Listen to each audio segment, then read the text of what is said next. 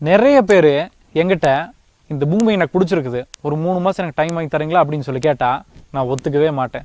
ஏன் தெரியுங்களா?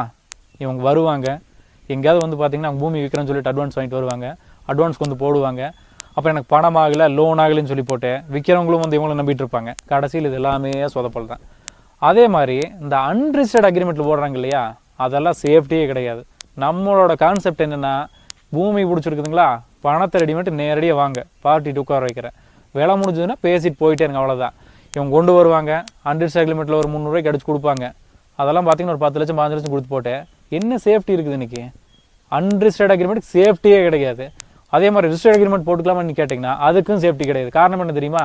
Guideline value ஒரு ஏக்கருக்கு வந்து ஒரு 6 லட்சம் வருதுன்னு வைங்க, 10 ஏக்கர் 60 லட்சம், 50 லட்ச ரூபாய் கைட்லைன் வேலைக்கு வந்து ரிஜிஸ்ட்ரேஷன் பண்ணிவிட்டு இன்னொரு 10 லட்ச ரூபா பேலன்ஸ் இருக்குது. நான் எல்லா பணமும் கொடுத்தாச்சுங்க, இன்னொரு 10 லட்சம் கொடுக்கணும்னு வச்சுக்கோங்க, ஜோலி முடிஞ்சது, அவ்வளோதான், ஒன்றும் பண்ண முடியாது.